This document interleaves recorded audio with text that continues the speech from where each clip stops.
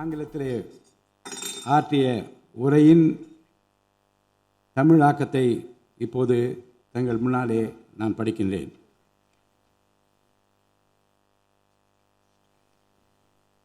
மாண்புமிகு சட்டமன்ற பேரவை உறுப்பினர்களே, வணக்கம். மக்களே நாட்டின் உண்மையான எஜமானர்கள் என்றார் பேரறிஞர் அண்ணா.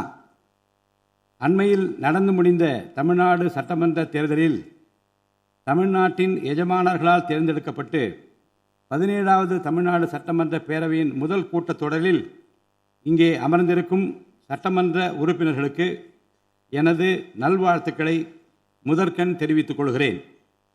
ஜனநாயகத்தின் இதயமாகவும் மூளையாகவும் திகழ்கின்ற வரலாற்று சிறப்புமிக்க இந்த மாமன்றத்தின் உறுப்பினர்களாகிய தாங்கள் அனைவருக்கும் மக்களுக்கு தேவையானவற்றை விவாதித்து அதற்கு ஏற்ப சட்டங்களை இயற்றி மக்கள் நலனை காப்பீர்கள் என்று நான் உறுதியாக நம்புகிறேன். சமத்துவம், சுதந்திரம் மற்றும் சகோதரத்துவம் ஆகிய மூன்றும் ஒன்றிணைந்ததே உண்மையான ஜனநாயகம் என்றார் அண்ணல் டாக்டர் அம்பேத்கர் அவர்கள். அத்தகைய ஜனநாயகம் மலர வேண்டுமென்றால் பகுத்தறிவு பகலவன் தந்தை பெரியார், பெருந்தலைவர் காமராஜர், சட்டமேதை அண்ணல் அம்பேத்கர், வீரமங்கை ராணி வேலு நாச்சியார், மக்கள் சேவகர் அஞ்சலை அம்மாள் ஆகியோரை கொள்கை தலைவர்களாக கொண்டுள்ள சாதி, மதம், மொழி, இனம், பணம் ஆகியவற்றுக்கு அப்பாற்பட்டு செயல்படும் தமிழக வெற்றி கழகத்தின் தலைவர் மாண்புமிகு தமிழ்நாடு முதலமைச்சர் திரு ச. ஜோசப் விஜய் அவர்களால் தான் முடியும் என்று முடிவெடுத்து தமிழக வெற்றி கழகத்தின் தலைமையிலான அரசினை ஆட்சி அதிகாரத்தில் தமிழ்நாட்டு மக்கள் அமர்த்தியுள்ளார்கள். மாற்றம் ஒன்றே மாறாதது என்பதற்கேற்ப தமிழ்நாட்டின் அரசியல் வரலாற்றில் இதுவரை நிகழ்ந்திராத ஒரு மாற்றம் அண்மையில் நடந்து முடிந்த தமிழ்நாடு சட்டமன்ற தேர்தலில் ஏற்பட்டிருக்கிறது. கட்சி தொடங்கிய 2 ஆண்டுகளில் மக்களின் பேராதரவுடன் தன்னந்தனியாக பல தடைக்கற்களை உடைத்தெறிந்து பணநாயகத்தை ஒழித்து ஜனநாயகத்தை நிலைநாட்டி ஆட்சியை பிடித்திருக்கிறார் சரித்திர நாயகர் மாண்புமிகு தமிழ்நாடு முதலமைச்சர் அவர்கள். மறுமலர்ச்சி என்பது மாண்புகளை மாய்த்திடும் நஞ்சு அல்ல, மாண்புகளை மாய்க்கும் நச்சு பூச்சிகளை அழித்திடும் முறை என்றார் பேரறிஞர் அண்ணா. பேரறிஞர் அண்ணா அவர்களின் பொன்மொழிக்கேற்ப தமிழ்நாட்டின் அரசியலில் ஒரு புதிய மறுமலர்ச்சியை, மகத்தான மாபெரும் விசில் புரட்சியை குறுகிய காலத்தில் ஏற்படுத்தி இமாலய சாதனை புரிந்திருக்கிறார் மாண்புமிகு முதலமைச்சர் அவர்கள். இந்திய நாடு சுதந்திரமடைந்த பிறகு தமிழ்நாட்டின் அரசியலில் 1967ஆம் ஆண்டு பேரறிஞர் அண்ணா அவர்களும் 1977ஆம் ஆண்டு புரட்சித் தலைவர் எம்ஜிஆர் அவர்களும் மாபெரும் புரட்சியை ஏற்படுத்தினார்கள். அந்த வரிசையில் 2026ஆம் ஆண்டு மாபெரும் சரித்திர புரட்சியை தன்னந்தனியாக ஏற்படுத்தி இருக்கிறார் மாண்புமிகு தமிழ்நாடு முதலமைச்சர் அவர்கள்.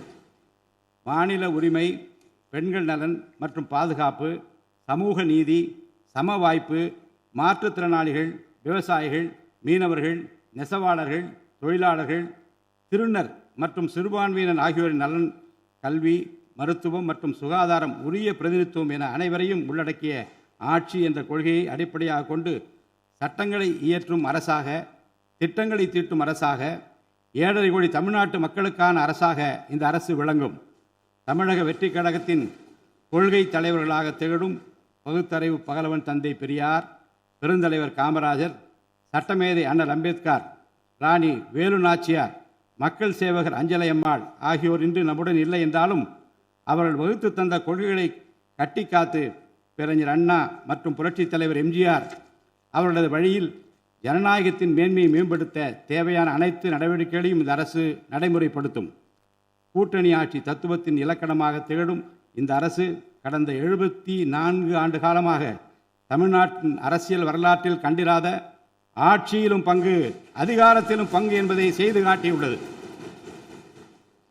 தமிழக வெற்றி கழக அரசு பொறுப்பேற்ற பின்னர் மாண்புமிகு முதலமைச்சர் திரு ச. ஜோசப் விஜய் அவர்கள் புதுதில்லியில் மாண்புமிகு இந்திய பிரதமர் திரு நரேந்திர மோடிஜி அவர்களை நேரில் சந்தித்து தமிழ்நாட்டின் நீண்டகால கோரிக்கைகளான வான்வழி அமைப்பு மையத்தை CABS கேப்ஸ் ஓசூரின் அருகில் நிறுவவும், மேகதாது அணை கட்ட கர்நாடக அரசு முயல்வதை தடுக்கவும், தமிழ்நாட்டு மீனவர்கள் இலங்கை அரசால் கைது செய்யப்படுவதை தடுத்து மீனவர்களையும் அவரது படகுகளையும் உடனே விடுவிப்பதற்கான நடவடிக்கைகள் அடங்கிய கோரிக்கை மனுவை அளித்து தமிழ்நாட்டுக்கு தேவையான நிதி உதவி உள்ளிட்ட அனைத்து உதவிகளையும் வழங்குமாறு கேட்டுக்கொண்டார்.